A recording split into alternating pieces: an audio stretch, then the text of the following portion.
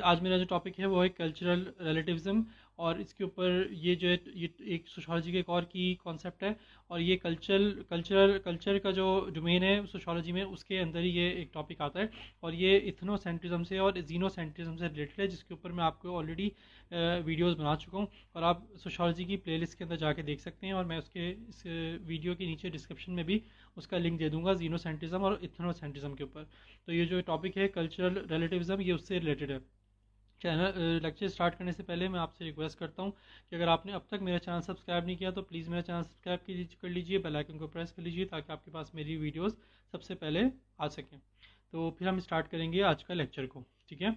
तो basically cultural relativism क्या होती है, ये मैं कल्चरल रिलेटिविज्म को समझाने से पहले इथनोसेंट्रिज्म को थोड़ा सा रिपीट कर दूं कि इथनोसेंट्रिज्म ने हमने ये पढ़ा था कि जो इंसान ये समझता है कि उसका अपना कल्चर जो है बाकी कल्चर से ज़्यादा बेहतर है, सुपीरियर है, ठीक है। तो ये सुपीरियॉरिटी कॉम्प्लेक्स के अंदर वो मुब्तला होता है।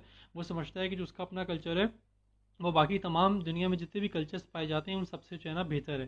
तो और यूजुअली ये एक नॉर्मल सा एक ओपिनियन है। आपको जो इंसान अगर पाकिस्तान में रहता है तो उसको पाकिस्तानी कल्चर बेहतर लगता है, और जो इंडिया में रहता है उसको इंडियन कल्चर बेहतर लगता है। और हम यूजुअली देखते भी हैं कि हम पाकिस्तान में अगर रहते हैं, इंडिया में रहते हैं, तो बहुत सारे जो ट्रेडिशनल कॉन्सेप्ट्स के जो लोग हैं वो वेस्टर्न आइडियोलॉजी को, वेस्टर्न जो लिबास है या उनकी जो चीज़ें हैं उनको कंडेम करते हैं बहुत ज़्यादा। लोग वो कहते हैं कि ये बेहाई हो रही है या इस तरह की चीज़ें हो रही हैं। तो इस तरह के लोग, आम जो नॉर्मल लोगों की एक ओपिनियन है वो ऐसा होता है। और ये बहुत नेचुरल सी बात है।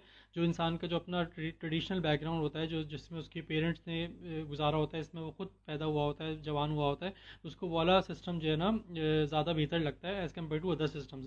तो ये जो इथनोसेंट्रिज्म है ये बहुत नॉर्मल सी चीज़ है।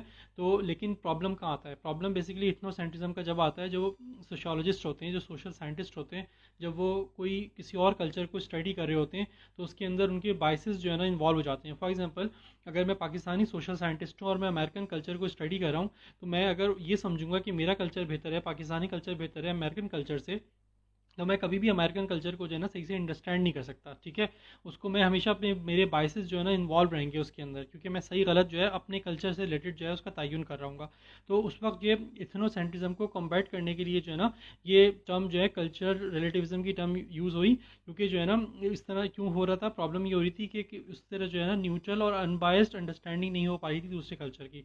क्योंकि जो सोशल साइंटिस्ट किसी अपने बाइसेस के साथ किसी कल्चर को अंडरस्टैंड करता है, तो कभी भी वो न्यूट्रल और अनबाइस्ड तरीके से जो है ना अंडरस्टैंड नहीं कर सकता किसी कल्चर को। जबकि सोशल साइंटिस्ट के लिए न्यूट्रल होना और अनबाइस्ड होना बहुत ज़रूरी है, ताकि वो ऑब्जेक्टिव रिसर्च कर सके किसी के ऊपर, ठीक है।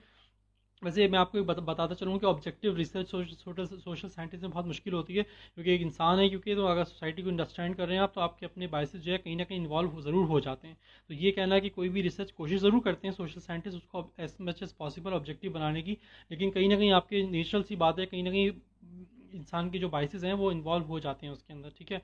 बहरहाल, तो कल्चरल रिलेटिविज्म जो है वो इथनोसेंट्रिज्म को कॉम्बैट करने के लिए टर्म यूज़ हुई थी। और कल्चरल रिलेटिविज्म ये कहता है कि किसी भी सोसाइटी को अगर आप अंडरस्टैंड करें तो उसके बिलीव्स, उसके ट्रेडिशन, उसके प्रैक्टिस को जो है वो आप अंडरस्टैंड करें उस सोसाइटी के अपने स्टैंडर्ड्स के मुताबिक, ना कि अपनी जजमेंट के मुताबिक, ठीक है। मतलब अगर आप पाकिस्तानी हैं और आप अमेरिकन सोसाइटी को अंडरस्टैंड करें, तो अमेरिकन सोसाइटी के जो अपने जो नॉर्म्स हैं, जो बिलीव्स हैं, जो ट्रेडिशन है, उनकी बेसिस के ऊपर अमेरिकन सोसाइटी को एवेलुएट करें। पाकिस्तानी जजमेंट्स के ऊपर अंडरस्टैंड ना करें, अपनी अपनी जजमेंट्स के ऊपर अंडरस्टैंड ना करें। तो ये बेसिकली जो है ना कल्चरल रिलेटिविज्म का कॉन्सेप्ट है, ठीक है। तो इसमें जो है वो इसमें प्रॉब्लम क्या आती है? बेसिकली इसमें कुछ प्रॉब्लम्स आती हैं, कुछ अच्छाइयाँ हैं। अच्छाई तो जैसे आपको पता है कि आप जब न्यूट्रल इस तरह से कोई स्टडी करते हैं, आप कल्चरल रिलेटिविज्म को प्रैक्टिस करते हुए, तो यूजुअली आपकी जो स्टडी होती है वो बहुत हद तक जो है न्यूट्रल और अनबाइज्ड होती है, ठीक है। आप जो है एक न्यूट्रल तरीके से किसी के ओपिनियन को, किसी के बिहेवियर को समझ सकते हैं, ठीक है। लेकिन एक प्रॉब्लम भी होती है। प्रॉब्लम क्या होती है? हम आप स्टडी करते हैं उसको, जब आप कल्चरल रिलेटिविज्म की बात करते हैं तो कोई एब्सोल्यूट गुड और बैड नहीं होता, ठीक है। मतलब आप ये नहीं कह सकते कि ऑब्जेक्टिव अच्छा है, ये ऑब्जेक्टिवली बुरा है, ठीक है। मतलब कोई यूनिवर्सल गुड और बैड नहीं होता, क्योंकि हर सोसाइटी की अपनी प्रैक्टिस होती हैं, अपने नॉर्म्स होते हैं, अपने ट्रेडिशंस होते हैं। तो आप ये बोलते हो कि अगर ये उस सोसाइटी का ट्रेडिशन है तो ये गलत नहीं है, क्योंकि उस सोसाइटी को अगर ये वो फॉलो कर रहा है तो कोई ना कोई उसकी बेसिस ज़रूर होगी, वो किसी ना किसी वजह से उसको फॉलो कर रहा होगा, ठीक है। तो आप ये नहीं कह सकते कि ये यूनिवर्सली अच्छा है, ये यूनिवर्सली बुरा है, ठीक है। तो आप कहते हो कि अगर ये किसी सोसाइटी में अगर कोई चीज़ बुरी हो रही है, तो वो आप कहोगे कि मेरे मुताबिक बुरी हो रही है, उनके मुताबिक वो बुरी नहीं हो रही, जबकि तो सोसाइटी में हो रही है। या किसी की सोसाइटी में कोई चीज़ अच्छी हो रही है, आप ये बोलोगे कि ये मेरे मुताबिक अच्छी है, पता नहीं उन सोसाइटी के मुताबिक अच्छी हो या नहीं हो। तो इस तरह से जो है वो आपके एब्सोल्यूट गुड और बैड जो है ना उसके लिए आइडेंटिफाई करना बहुत मुश्किल हो जाता है, क्योंकि आप जो है ना सही और गलत का तयन नहीं कर सकते। ये सही गलत आप क्या कह रहे होते हो, जिस सोसाइटी को आप अंडरस्टैंड करें उसके स्टैंडर्ड्स के मुताबिक सही और गलत कह सकते हो। ऐसा होता नहीं है। प्रॉब्लम ये होता है कि प्रॉब्लम देखें, जो जब भी एक एक जो चीज़ होती है कि जब हम मोरालिटी की बात करते हैं, तो मोरालिटी कुछ चीज़ें ऐसी होती हैं जो कि सही होती हैं, कुछ चीज़ें गलत होती हैं। आप ये नहीं कह सकते कुछ चीज़ें जो है वो मतलब ग्रे एरिया कहीं कहीं होता है और कहीं कहीं जो है ना आपको ये कहना ज़रूरी होता है कि ये चीज़ वाकई किसी सोसाइटी में गलत हो रही है। कल्चरल रिलेटिव्स के साथ प्रॉब्लम ये होता है कि उसके वो किसी सोसाइटी में कुछ गलत भी हो रहा हो तो वो उसको कंडेम नहीं करता। यूजुअली आप देखते हैं कुछ प्रैक्टिस ऐसी होती हैं जो कि मॉडर्न सोसाइटी में कंडेम की जाती हैं। फॉर एग्जाम्पल कुछ सोसाइटी में ऐसा था कि बच्चियों को मार दिया जाता था, ठीक है, या पॉपुलेशन कंट्रोल करने के लिए चाइना में ऐसा होता था कि वो अपने जो बच्चे हैं बच्चियों को उनको कत्ल कर दिया जाता था। बहुत सारी सोसाइटीज़ में ऐसा होता था, ट्रेडिशनल सोसाइटीज़ में ऐसा होता था कि बच्चियों को खासतौर पे कत्ल कर दिया जाता था, क्योंकि वो समझते थे कि बच्चियों को प्राइड की बात नहीं समझते थे, ठीक है। बच्चियों को जो है ना वो एक लड़कों को जो है वो तरजीह देते थे और लड़कों की पॉपुलेशन को चाहते थे कि हमारा बेटा पैदा हो, जब बेटी पैदा होती थी उसको मार दिया करते थे, ठीक है। तो ये आपके ख्याल में ये अच्छी बात है? अच्छी बात नहीं है। तो अगर आप एक रैशनली सोचोगे तो आप बोलोगे कि अच्छी बात नहीं है।